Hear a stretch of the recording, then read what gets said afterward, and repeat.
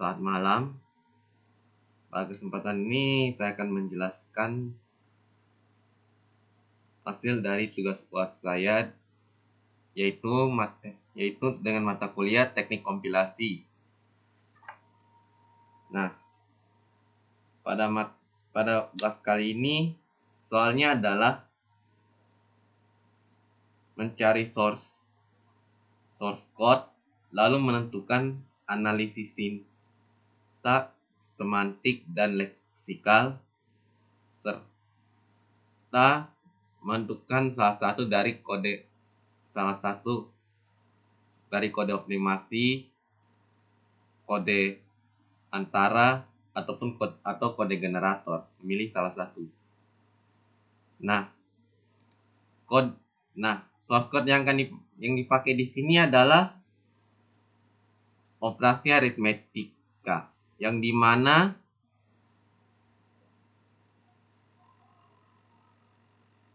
dilakukan operasi perkalian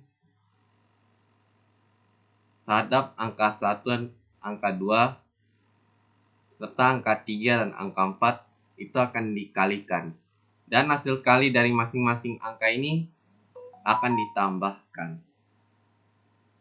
Nah, kita mulai dulu dari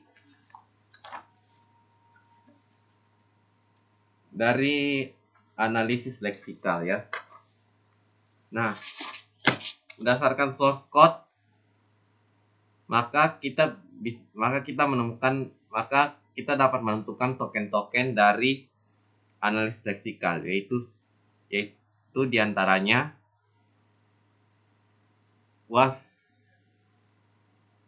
seperti UAS Tekom yang ada di bagian package ini, kemudian atau UAS.tekom, kemudian UAS Tekom, dan kemudian angka 1, angka 2, angka 3, angka 4, serta yang tentunya dan input ini merupakan identifiers. Kemudian package, public dan public class. Kemudian static void, main, string, dan args. Lalu sistem outprint, kemudian integer, kemudian next int, sistem outprint line. Itu merupakan kata kunci atau keywords. Nah, kemudian tanda dalam kurung, kemudian kurung Kurawak dalam kurung, kemudian kurung Kurawal, kemudian tanda kutip, kemudian kurung siku, seperti ini kurung siku, kemudian underscore, kemudian tanda titik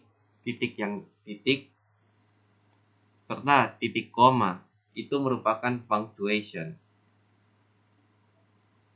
Kemudian plus,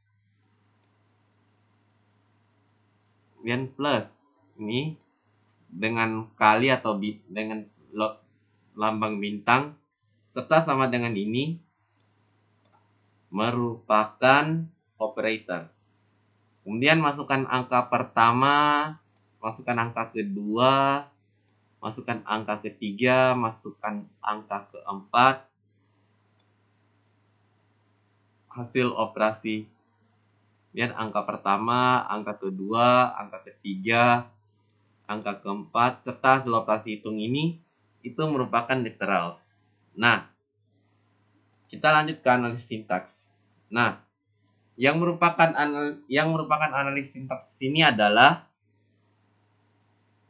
adalah yang dari integer angka 1 sama dengan input.nextIn, integer angka 2 sama dengan input.nextIn, integer angka 3 sama dengan input.nextIn, dan integer angka 4 sama dengan input.nextIn.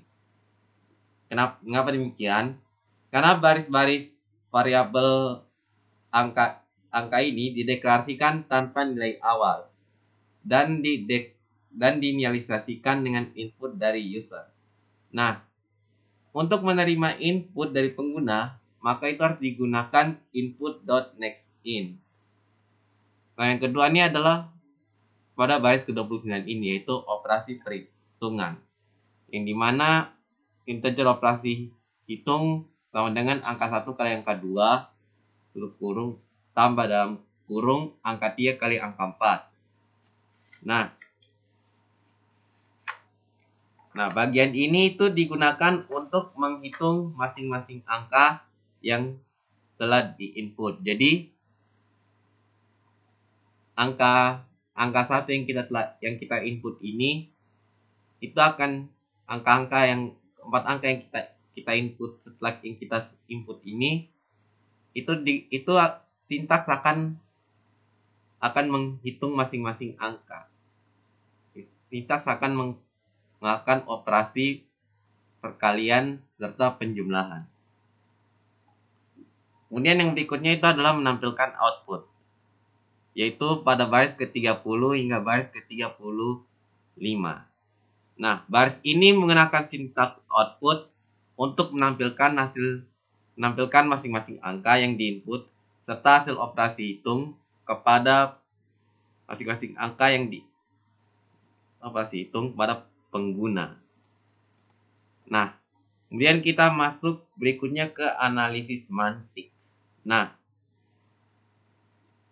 dari source code yang ada di sini, analisis semantik ini sebenarnya sama. Bagian pertama nih sebenarnya sama juga, integer angka 1 bla bla bla, integer angka 2 sama dengan input.nextIn, dan seterusnya sampai integer angka 4 sama dengan input.nextIn.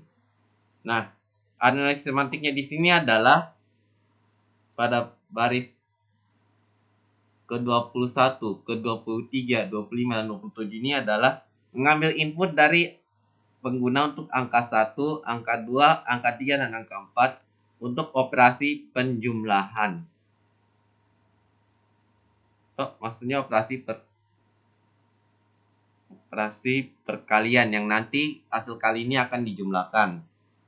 Nah, yang kedua adalah perhitungan operasi aritmetika yang terdapat pada baris ke-29. Nah, bagian ini menghitung hasil dari operasi aritmetika dengan mengalikan angka 1 dengan angka 2 dan angka 3 dengan angka 4. Lalu hasil kali tersebut nanti itu dijumlahkan. Kemudian menampilkan hasil, yaitu mulai pada baris ke-31 hingga baris ke-35. Itu analisis semantiknya adalah menampilkan masing-masing angka yang telah diinput serta hasil yang telah dilakukan, hasil operasi aritmetika yang telah dilakukan, ya. Nah, kemudian kita menentukan kode antara. Ada dua macam kode antara dari source code ini. Yang pertama adalah kode antara dalam notasi postfix. Yaitu dalam notasi postfix ini adalah input angka 1, input dalam kurung angka 2, input dalam kurung angka 3, input dalam kurung angka 4, kali angka 1, angka 2, kali angka 3, angka 4, tambah dalam kurung angka 1, angka 2, angka 3, angka 4, kemudian print angka 1, print angka 2, print angka 3, print angka 4, serta print angka 1, angka 2, angka 3, angka 4. Maksud notasi ini adalah itu baris yang pertama hingga keempat itu membaca nilai inputan dari user ke dalam variabel angka 1, angka 2, angka 3, dan angka 4. Kemudian baris kelima itu adalah Kemudian baris ke 5 ini ada kelima itu melakukan perkalian antara angka 1 dan angka 2. Nah, baris ke-6 ini melakukan perkalian antara angka 3 dan angka 4. Nah, baris ke-7 itu menjumlahkan perkalian baris 5 dan 6.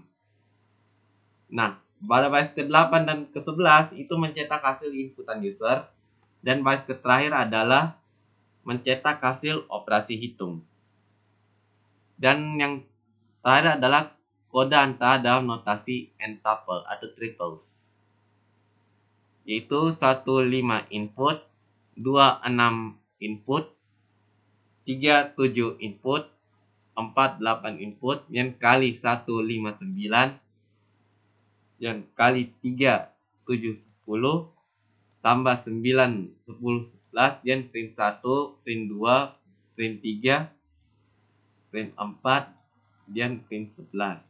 Nah, maksudnya di sini adalah baris 1 sampai ke 4 ini adalah menginisialisasi variabel input dengan nilai 5, 6, 7, dan 8.